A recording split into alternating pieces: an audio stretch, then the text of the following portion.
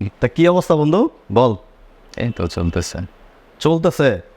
শালা, বিয়ে করলি একটা বার জানাইলি না। সেই স্কুল লাইফ থেকে দেখতেছি কখনো একটা টাকা তোরে ভাঙতে দেখলাম না, তাই বলে বিয়েতে বন্ধু বান্ধব দাওয়াত দিবি না? আরে না রে, আসলে হুট করে বিয়ের ডিসিশনটা নিছি তো, যে কারণে কাউকে জানাতে পারি নাই। তাছাড়া সামনে প্ল্যান আছে, একটু গোছগাছ করে তারপরে সবাইকে ইনভাইট করব। সত্যি করে বলতো বন্ধু, ভাবি কি তোরে কট্টর দিয়ে বিয়ে করছে নাকি? না, এরকম কিছু না, দুজনের ডিসিশনে বিয়েটা হয়েছে। আচ্ছা বাদ দে ওসব কথা। আমি আসলে তোর কাছে একটা জরুরি বিষয়ে কথা বলার জন্য আসছি। কি জরুরি বিষয় বন্ধু বলতো? না আসলে বন্ধু, কীভাবে যে তোকে বলি, তুই আবার কি মনে করিস? আরে বল, সমস্যা নেই, বল। তুই তো জানিস আমি একটা কোম্পানিতে মার্কেটিং সেক্টরে কাজ করতাম।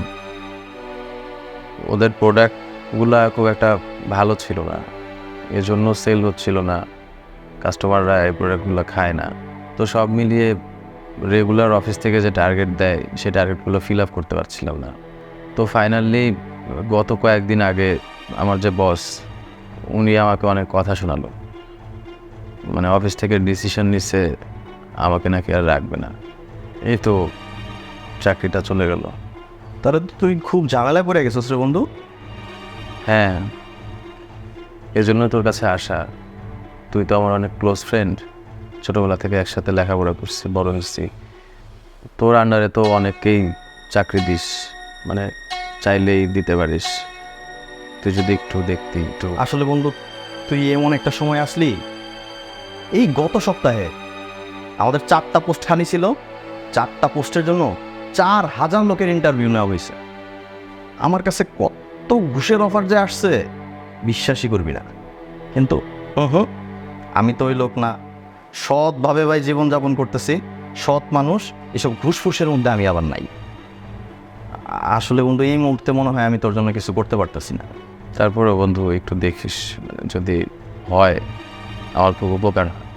আমাকে ভুল বুঝিস না বন্ধু, এই গত মাসে আমাদের পিওনের পোস্টটা পর্যন্ত ফিল আপ হয়ে গেছে। আর তোর জন্য কিছু করতে পারলে আমারও ভালো লাগবে। সেই স্কুল জীবনে পড়াশোনায় কত হেল্প করতি। আচ্ছা শোন, তোর বিষয়টা আমার মাথায় রইল, তুই এই টাকাগুলো রাখ। আরে টাকা লাগবে না, তুই যদি একটু দেখিস যদি কোনো চাকরির ব্যবস্থা হয় তাহলে চলবে, একটু উপকার কর। অবশ্যই বন্ধু, তোর কথা আমার মাথায় থাকবে, তুই টেনশন করিস। আজকে তাইলে উঠি বল। উঠবি? লাঞ্চটা করে যেতেই। আজকে আর লাঞ্চ করবো না, উঠি, একটু তারাস দেখিস একটু। অবশ্যই বন্ধু, ভালো থাকিস। ভালো থাকিস।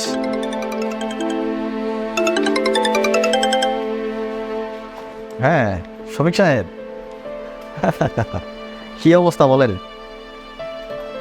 পোস্ট? আরে ভাই 4টা পোস্টই খালি আছে। আপনি পার পার্সন আমার জন্য 2 লাখ করে রাখবেন। আপনারটা? আরে শফিক ভাই, এই 2 লাখের বাইরে আপনি যা নিতে পারেন আপনার।